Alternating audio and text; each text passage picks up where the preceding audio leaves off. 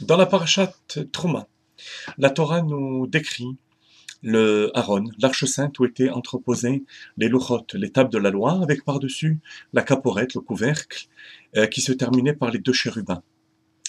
Et lorsque la Torah nous dit qu'il fallait entreposer les tables de la loi, Rashi nous explique qu'on pouvait entreposer les tables de la loi avant même d'y avoir apposé, ne fût-ce qu'une fois, le couvercle. Ça n'était pas nécessaire. Parce que l'arche sainte est déjà appelée Aaron, même sans le couvercle.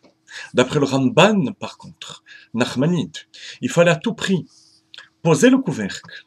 Sans le couvercle, l'arche sainte n'était pas appelée arche sainte. Et ensuite le découvrir pour faire rentrer le Aaron. Quelle est la discussion profonde entre le Rashi et le Ramban? Tout simplement, est-ce que l'arche sainte, Aaron, est considérée comme telle sans le couvercle, ou bien est-ce qu'il fallait à tout prix le couvercle? En d'autres termes, est-ce que le couvercle fait partie intégrante du Aaron, ou bien est-il considéré comme un élément à part? Et il y a une grande différence. Parce que, comme on vient de le dire, si l'arche sainte est considérée déjà comme le Aaron sans le couvercle, je peux déjà y déposer l'étape de la loi avant même d'y avoir apposé une première fois le couvercle. C'est l'opinion de Rashi. Alors que d'après le Ramban, il n'est Aaron que lorsque j'ai posé d'abord le couvercle. Deuxième différence.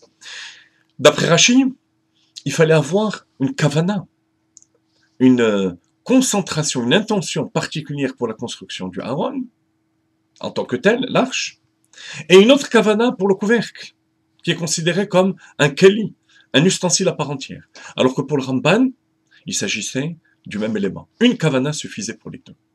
Troisième différence. Vous savez qu'on n'a pas le droit de refaire intégralement un ustensile du Mishkan, c'est interdit, si c'est fait de manière intégrale. Si ce n'est qu'une partie, on a le droit.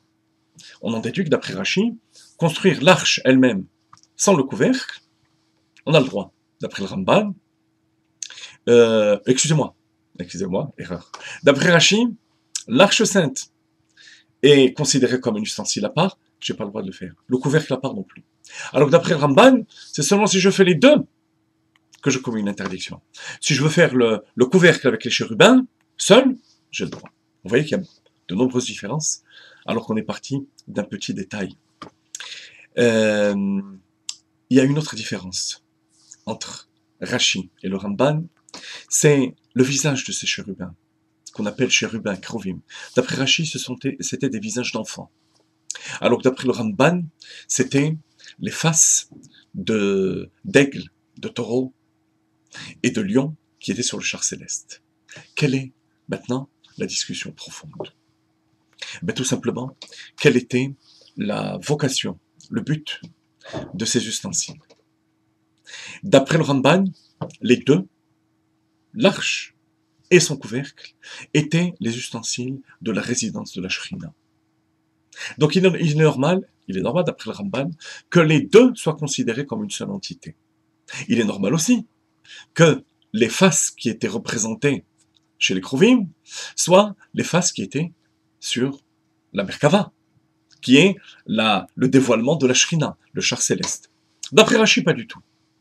L'arche était le réceptacle de la Torah, certes, mais le couvercle, la caporette, était le lieu où Dieu parlait à Moshe Rabbeinu, où il transmettait comme un enseignant qui transmet à ses élèves, avec amour. Il est normal donc que les faces soient des faces d'enfants. Comme si le peuple juif et Moshe Rabbeinu étaient les enfants d'Akadosh Baruch Hu, béni bechorim Israël. Le peuple juif est le juif en tant qu'enfant d'Akadosh Baruch Hu. Alors que l'arche elle-même était le dépositaire de la Torah. C'était pas la même chose. Il y a la Torah et il y a l'essence même du peuple juif. Or, d'après Rashi, il est important de distinguer les deux. L'essence du peuple juif est supérieure à la Torah. La preuve, c'est que pour sauver la vie d'un juif, on transgresse la Torah. Disons, la Torah elle-même le fait.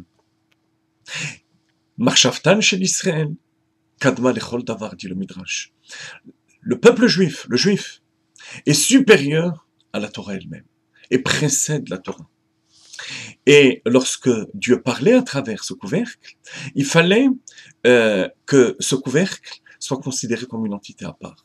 Bien sûr, connecté au Luchot, connecté aux tables de la loi, et ensuite au monde, pour amener l'essence de la Neshama à s'exprimer dans le monde.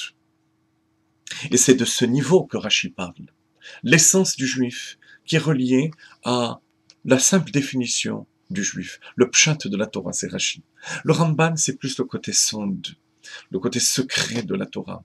Pour lui, on ne parle pas de juif en tant qu'enfant, mais de juif au contraire en tant qu'être humain qui s'élève spirituellement. À ce niveau-là, il n'est pas supérieur à la Torah. Il est une seule entité avec la Torah, et c'est de cette arche sainte que la Torah nous parle d'après le Ramban. Alors que d'après Rashi, on parle d'un niveau supérieur qui s'exprime à travers la pshitout et la simplicité du juif.